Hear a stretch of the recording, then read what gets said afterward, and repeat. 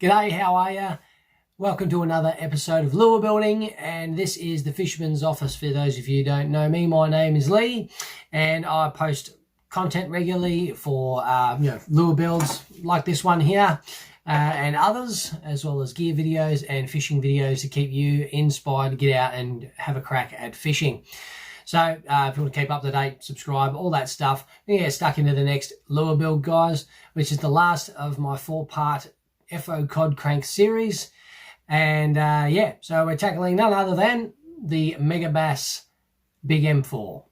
So I drew this one stencil up without even having any lure to get dimensions off or anything. So this could be well out of whack, but it's just the closest by eye visual representation of the Big M4 that I could sort of conjure. And I'm going to bandsaw that off with that. So I've got 2 pieces of timber here joined together that will eventually become the 2 halves of the lure. I'm going to try a weight transfer system in this one, as you can see here. So yeah, as I was saying before, last week in the last video, this one is a little bit different to the last couple that I've made. So yeah, see if we can do something different for a change.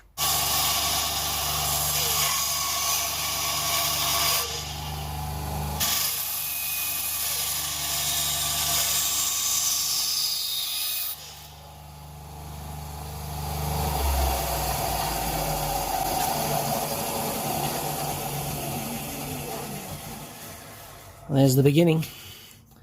Now I'm going to sand and keep this as flat and square as I can for the entire time before I split this, and then once I've done that, well, I'm actually going to carve the profile and everything while it's in one piece, and like I did with the D-Armino, as that's worked for me in the past. I'll get everything right to go, then I'll split it. I'll make the chamber for the weight transfer system and everything else like that. And that'll be that. So pretty straightforward. And actually no, it's not straightforward. This is going to be a challenge, but this is going to be fun.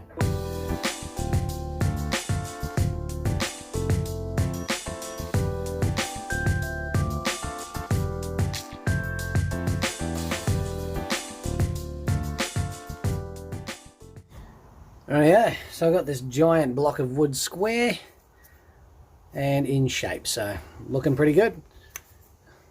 Sort of looks like a Big M. What am I doing next? I'm gonna draw up the top and bottom profiles. I'll probably draw some holes for some toe points and weight and stuff like that.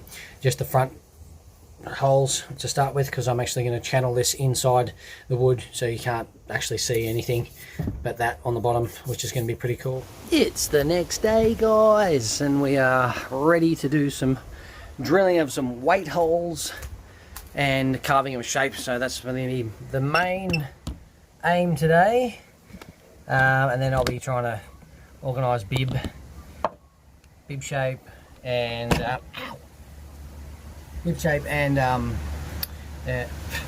the channel once that's all done. So yeah, let's get into it.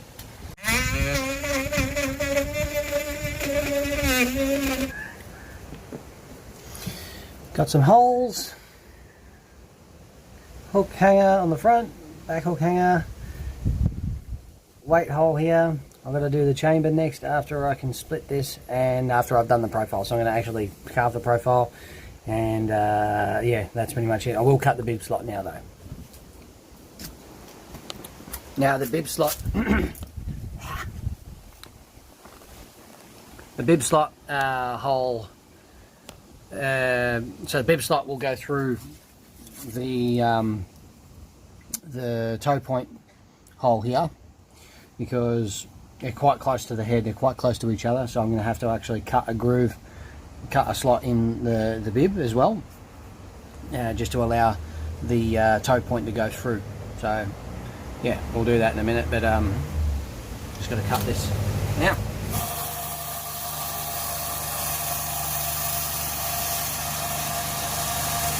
It's quite close, the hole to the toe point. Doesn't look like there's much there, but you can just see the end of this hole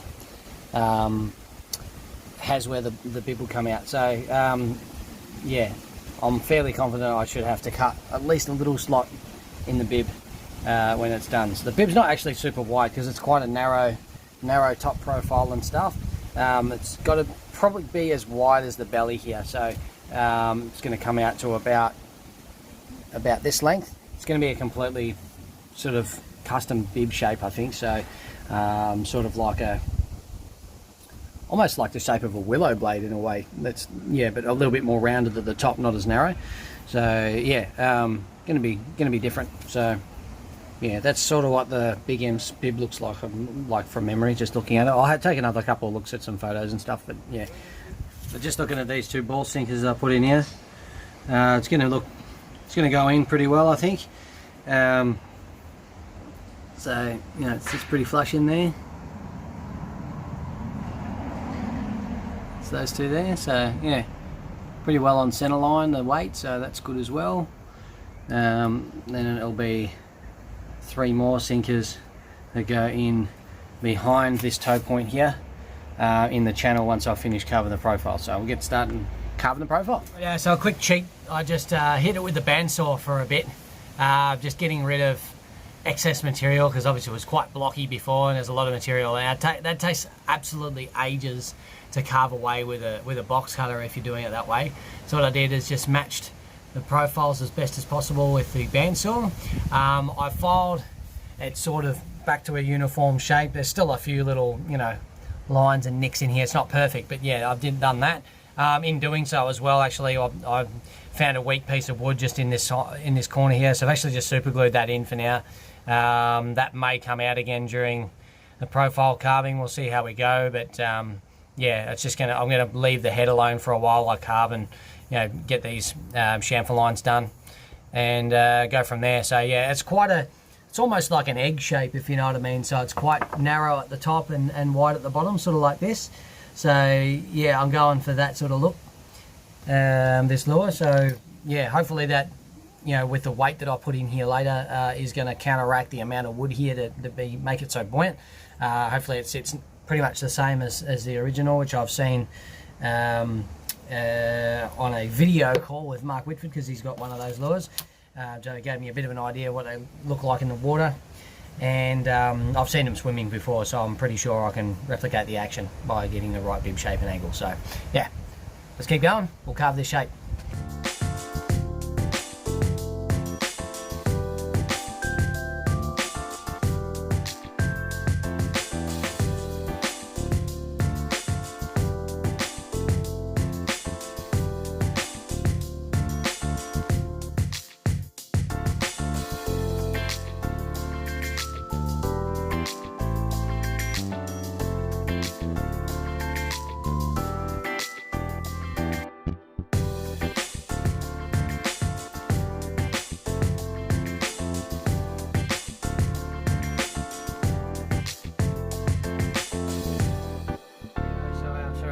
Quite a few hours of carving and shaping, I've got a shape that I'm pretty happy with, and yeah, so sort of like a odd shaped egg, almost, this lure. Yeah, looks pretty good. I ended up having to go a bit thinner in the tail than I really wanted, but we'll see how it goes. Longevity might not be there, but we'll see how it goes. But I've got to separate these two halves now so I can start building the chamber inside. So that's the next step, now that I've got this all shaped up and ready to go. So last time I did this, I had this little pokey thing, and I put it on the belly here, and I ended up damaging some of this. So I'm going to start down here. Now I'm at risk of probably breaking up in here. I don't really want to start here, but I kind of gotta. So I'm going to put it in there, just where the join is, and then just tap away with the hammer here, just hopefully separate those bits nicely, and we'll go from there.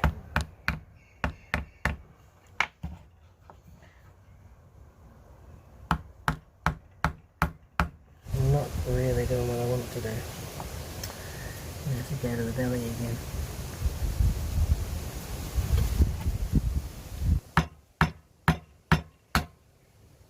Go.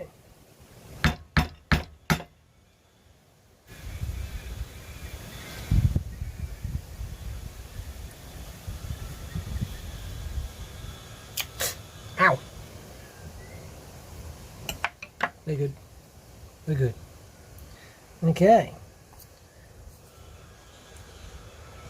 A couple little spots there. Oh yeah, I see it broke up in here. Not the end of the world, I can still make that work. It's sort of cracked in there.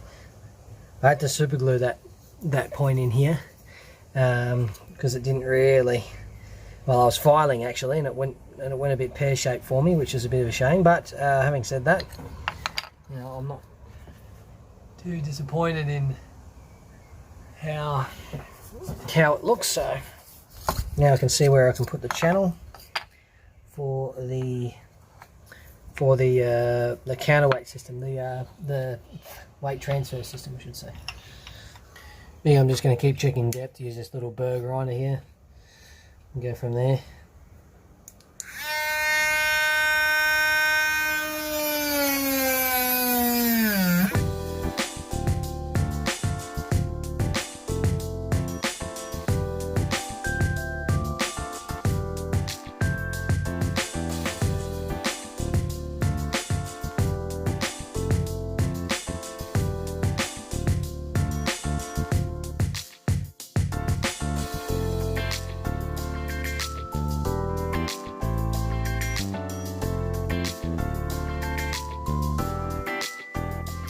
Rightio, so there's one half of the weight transfer channel, so it's going to go up into there and come back down in there, and I'm hoping that angle there on the bottom, while it's up like this, is going to make it harder for it to be pulled out of there and head up here while it's being retrieved. So I'm hoping that's enough angle. Should be, but we'll see. Into the next side now. We just sort of figured out whereabouts it is on the other side just by, you know, reference points on the lure itself, and measuring distances between points as well. So yeah, that's, sorry, the focus is a bit crap there. Yeah, so that's where I'm at the moment. So you see, I've purposely made so it's like a dugout there, so it doesn't want to shoot up while you're retrieving and pulling the line. So yeah, that's the idea anyway. So just about at the glue stage, and this thing is loud as a deeper rattle than like the actual model, because it's plastic, the other one. But have a listen to this. That's amazing. Beginner's placement of eye. Terrible. Right on the top of his head. That's where I end up putting it. That is a failed one. That is another failed one. And another failed one. And this is the one I ended up being happy with. So both sides there. I am not painting eyes. It's thanks to Kingston Lures. I got some glass eyes, some 3D eyes. Have a look at those beauties. They're going to look awesome when they go on. I think they're 5mm one, these ones. So yeah, not the same looking eye as the original Big M, but I still reckon it's going to make the lure look absolutely mint when it's done. So yeah, I'm going to cut this out, and then we'll put it onto this after we've joined these two pieces together. So yeah, pretty excited about this new head shape design that I'm going to do. So yeah, just thought I'd show you guys that quickly, and that's it. It's twist tie time.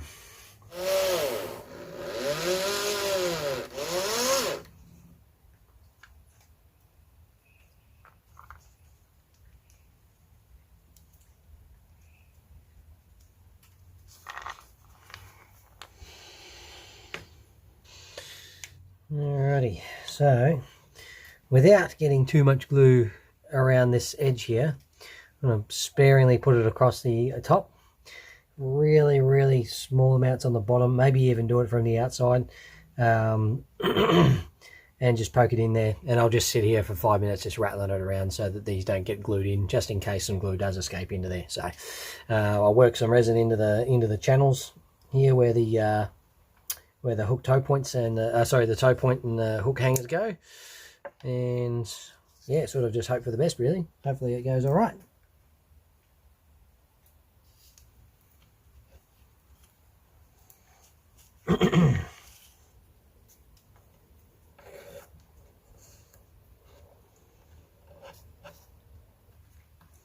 Just try to be sparing again, as I said, so wipe that across very thin.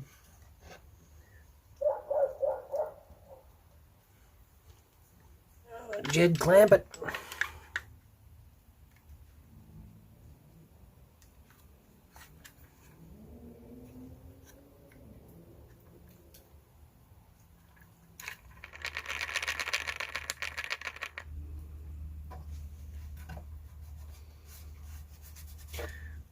There we go. And I'll hit that with a bandsaw.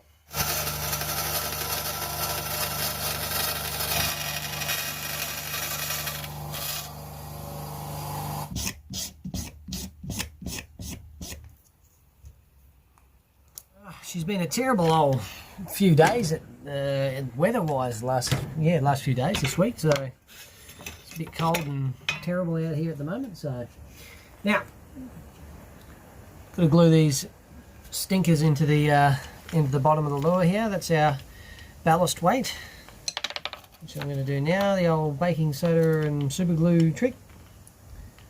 And once that's all done, I'll file the edges flat a bit so that they're good to go, and then we are pretty much, well, not pretty much, we are then ready for getting the bib sorted, and we'll put into the lure, and once the bib's in the lure, I can then sort of swim test it. So I've got to seal it before I put the bib in. So yeah.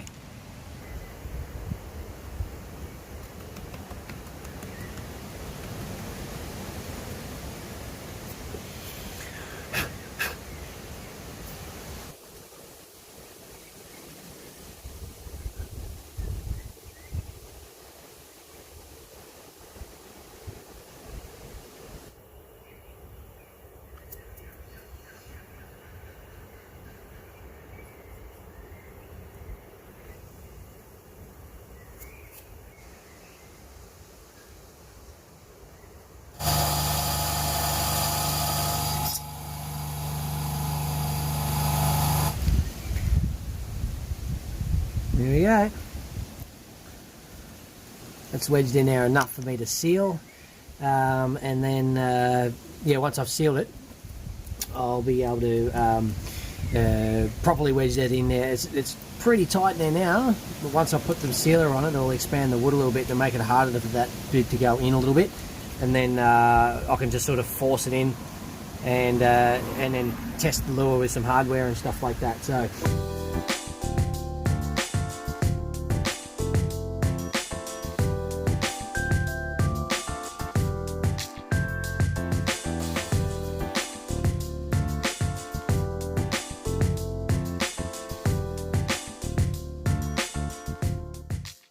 Rightio, so after a quick sand and shaping, carving, all that stuff, I've got the head shape in there, the gill plates and all that. I'm going to see if I can do the eye holes now. Now let's see if I can't destroy this.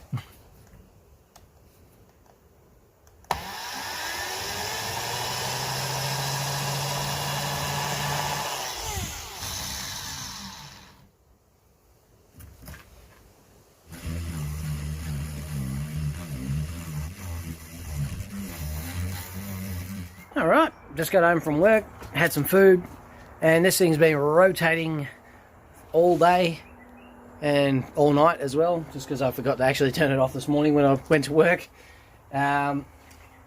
Ready for putting some hooks on and swim testing. I don't have any like test weight to put on these. I just usually knock them up with hardware on them and swim them. So I'm going to do that now, and we can see if this thing actually does what it's supposed to do. Moment of truth time, guys. Let's see if this thing will sit level in water and not sink. Ooh, not bad. Not bad at all. Like that. Let's see if it swims now. Plug this in. Oh, that's awesome.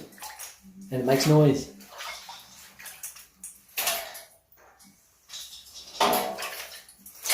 Bit of tuning, but otherwise, that's mint.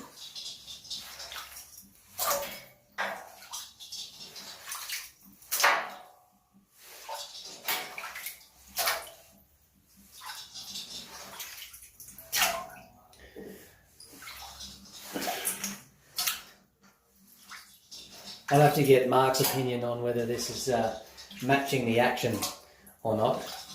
But it's got a good action to it. I like it. It's quite good. Floats reasonably quickly as well.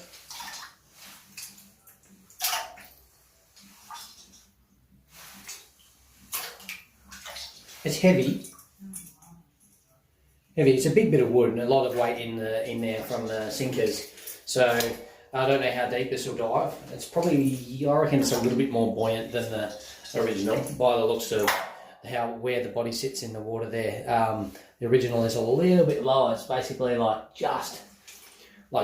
just the back, the very back of it's just on the top. So it's a little bit more buoyant, this, I think. So yeah, I reckon if there was a tad more weight in it. I did see in the design, the original one, that it had a what did it have? It had a small weight in the bum sort of section, so underneath the weight transfer, sort of between the upper section of the weight transfer system and the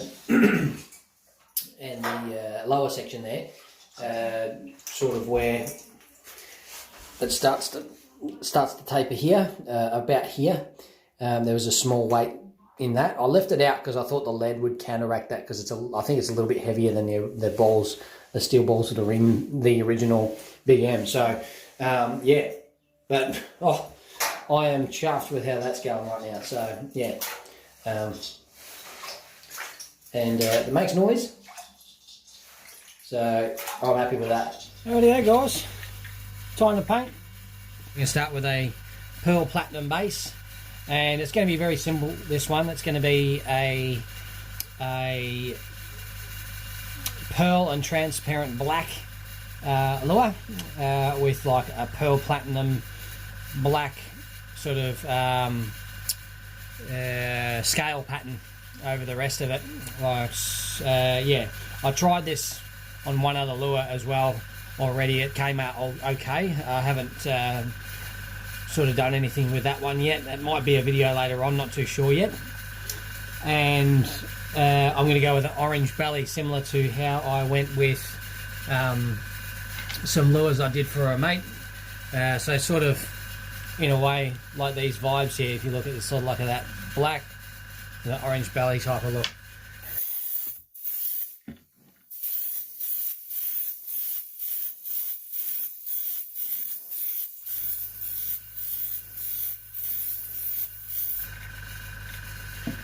I have no idea why that happens. If anyone can tell me, let me know in the comments.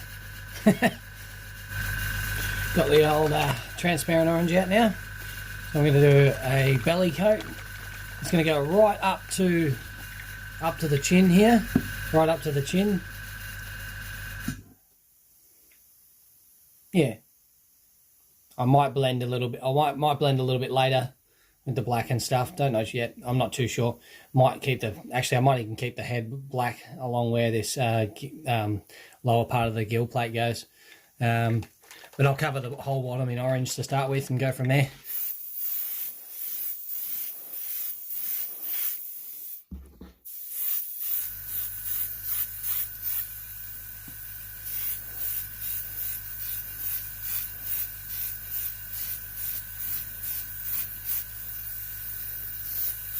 That platinum's really setting it off. I like that. The platinum underneath the belly, because it's bleeding through. Because this is a transparent, it's got a bit of sheen to it, and it's probably hard to see, but it's starting to look good already. Okay.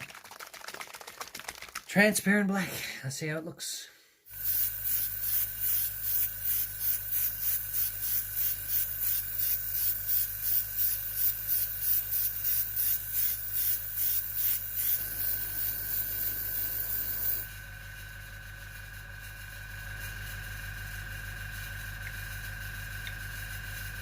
Nice.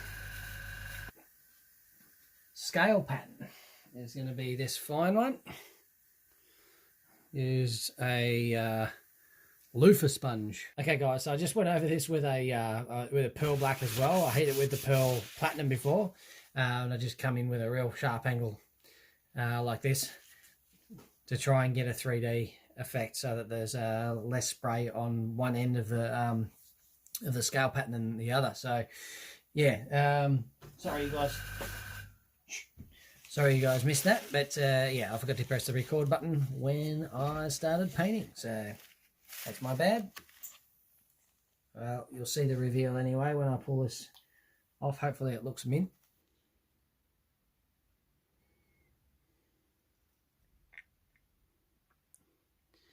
Yeah, not too displeased with that. I reckon that looks pretty damn good. Going to glue some eyes on now. So I've got some different super glue. I wanted to have some less thin stuff. So I just want to put a little dot of super glue on these one's eye. Ooh. Got the eyes out here, so I'm just going to come and grab the glue and we'll whack them on this lure. So tiniest little dot, the super glue right there, bang. And then just gonna try, I don't have tweezers unfortunately, but I'm just gonna try and drop it onto that dot of super glue like so.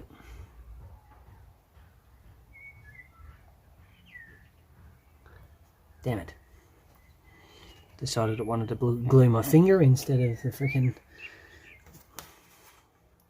eye.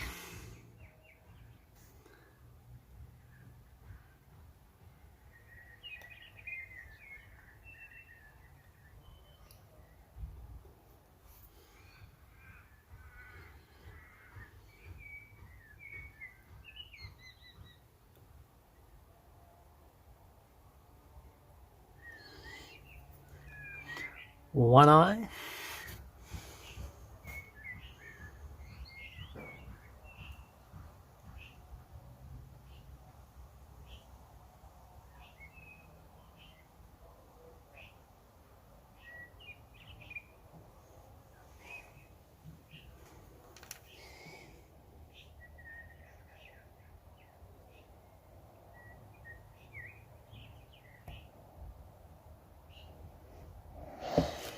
There we go.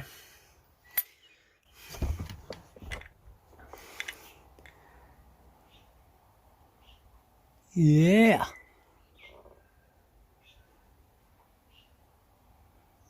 It's kind of looking like this.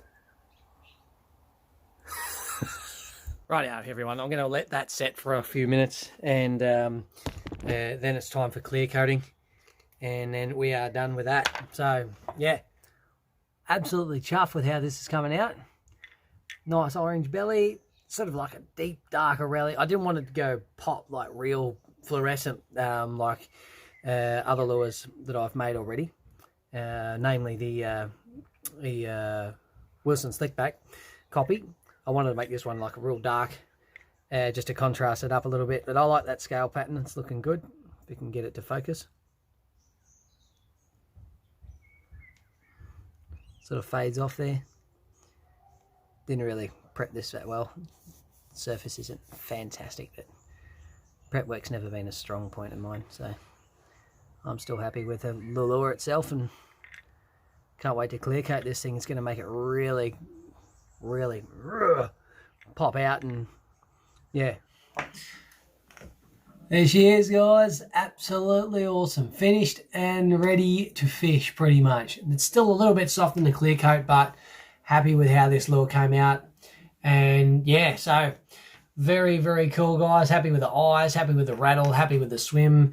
I feel like I'm getting better at the lure building thing. So yeah, all good. I'm actually going to take a little bit of a break from it now. We're allowed to fish again, so I'm going to be getting out and having a crack at some fishing, which is something that I haven't had a lot of opportunity, as you would know, in the last 8 weeks. So had one session there, got one little redfin, which you guys might have seen. If you don't, I'll leave a video card up here somewhere for you so you can check that out. So yeah, congratulations to Zach for winning the FO Cod Crank giveaway. But if you want to get involved with that sort of giveaway stuff in the future, please subscribe and like the video. Share this one if you enjoyed as well, guys.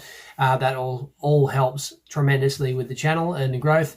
Thanks heaps for sticking around throughout the tough times, and let's hope we get out and can do some more fishing soon. So take it easy, guys. Just keep flicking.